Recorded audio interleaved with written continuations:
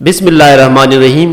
علم کی آواز میں خوش آمدید دوستو، آج ایک ایسا سچا واقعہ سنانے جا رہا ہوں جسے پڑھ کر آنکھیں پرنم ہو جائے گی۔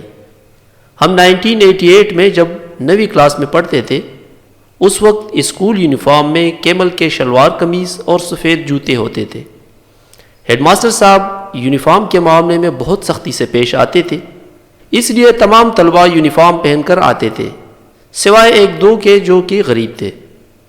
ایک دن صبح کی اسمبلی کے دوران میٹرک کے طالب علم عابد بغیر یونیفارم کے اسمبلی کی قطار میں کھڑا تھا۔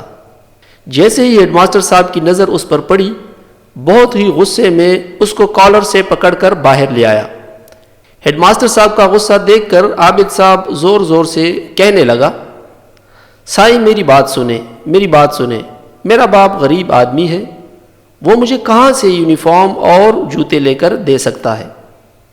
مجھے آپ مارے نہیں، میں کل سے اسکول نہیں آؤں گا۔ ہیڈ ماسٹر استاد غلام حیدر کھوکر نے اسے چھوڑ دیا اور اسٹیج پر چڑھ کر تمام طلباء سے مخاطب ہوتے ہوئے کہا کہ اسمبلی کے بعد عابد ایک کلاس میں آئے گا، آج آپ کو جو جیب خرچ ملا ہے وہ آپ عابد کو دے دینا تاکہ وہ یونیفارم خرید سکے۔ میرے پاس حسب معمول 8 آنے جیب میں تھے، سوچا آج کے دن سموسہ نہیں کھاؤں گا اور وہ میں عابد کو دے دوں گا۔ کلاس میں ابھی بیٹھے ہی تھے کہ کلاس ٹیچر استاد فقیر حیات حسبانی کلاس میں آ گئے۔ تھوڑی دیر بعد عابد بھی استاد سے اجازت لے کر ہماری کلاس میں داخل ہوا۔ اس کے ہاتھ میں 1 روپے کے چند نوٹ اور کچھ سکے تھے جو شاید اس نے اپنی کلاس سے جمع کیے ہوئے تھے۔ استاد فقیر محمد حسبانی بہت غصے میں ہم سب کو منع کیا کہ کوئی بھی اس کو پیسے نہیں دے گا، اور عابد کی جانب دیکھتے ہوئے غصے میں کہا کہ ڈوب نہیں مرتے جو بھیک مانگتے پھرتے ہو؟ کیا ابھی غربت کی آڑ میں ساری زندگی بھیک مانگتے پھرو گے؟ واپس اپنے کلاس میں جاؤ اور جن جن سے پیسے لیے ہیں ان کو واپس کر کے آؤ، میں تمہیں یونیفارم لے کر دوں گا۔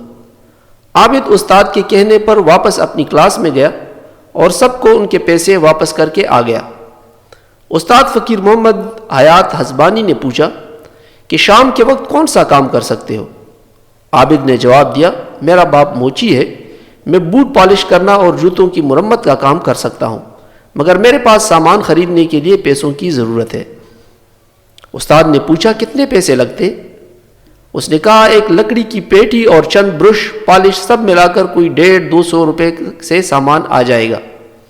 استاد نے اپنی جیب میں ہاتھ ڈالا اور 200 روپے دے کر اس کو کہا کہ یہ ادھار ہے، تم مجھے روز کے حساب سے ہر ہفتے 7 روپے واپس کرنا۔ اس کے بعد مجھ سے کاپی مانگی اور اس کے 3 کور صفحات پاڑ کر نکال لیے اور ان پر کچھ لکھنے لگا۔ تینوں چٹیاں عابد کو دیتے ہوئے کہا، ایک چٹھی رشید پنجابی کو دینا، وہ تمہیں کپڑا دے گا اور تمہیں 1 روپے روزانہ کے حساب سے اس کا قرض واپس کرنا ہے۔ دوسری چٹھی خالق کو دینا، وہ تجھے بوٹ دے گا، اسے بھی 1 روپے روزانہ کے حساب سے قرض واپس کرنا ہے۔ یہ تیسری چٹھی یوسف درزی کو دینا، وہ تمہیں یونیفارم سی کر دے گا، اسے بھی 1 روپے روزانہ دینا۔ 4 روپے قرض اتارنے کے لیے تمہیں ہر صورت میں اتنا کمانا ہے تاکہ تم قرضہ چکا سکو، اور اس کے بعد تمہیں اپنی محنت کے ذریعے آگے بڑھنا ہے۔ ایک بار بھیک مانگنے کی عادت پڑ گئی تو ساری زندگی بھیک مانگتے پھرو گے۔ عابد وعدہ کر کے چلا گیا۔ بعد میں استاد نے ہمیں کہا کہ آپ لوگ اپنے جوتوں کی مرمت اور بوٹ پالش ہمیشہ عابد سے کروایا کریں۔ وقت تیزی سے گزر گیا، 12 سال پلک جھپکتے گزر گئے۔ 1999 میں ہائی اسکول کے گراؤنڈ میں 10ویں کلاس کے طلباء کی الوداعی پارٹی ہو رہی تھی۔ استادوں کے ساتھ شہر کے معززین کو بھی دعوت تھی۔ تقریر کرنے کے لیے شہر کی ایک بڑی فلور مل کے معزز جنرل مینیجر عابد کو دعوت دی گئی تھی۔ کاٹن کے سوٹ میں ملبوس، ماتھے پر ریبن کا چشمہ رکھ کے اپنی تقریر میں اسی اسکول میں پیش آئے 1988 کا قصہ سناتے ہوئے زارو قطار روتے ہوئے اسٹیج پر بیٹھ گئے اور اپنے استاد فقیر محمد حیات حسبانی کے پیروں کو چھوتے ہوئے بتایا کہ کس طرح ایک کامل استاد نے مجھے بھیک مانگنے سے بچایا اور محنت کا سبق دیا۔ یہ تحریر محترم ایوب کمبرانی کی سندھی تحریر کا اردو ترجمہ ہے۔ دوستو، اگر آپ کو پسند آئے تو اس ویڈیو کو لائک کر دینا اور چینل کو سبسکرائب کر دینا۔ اللہ حافظ.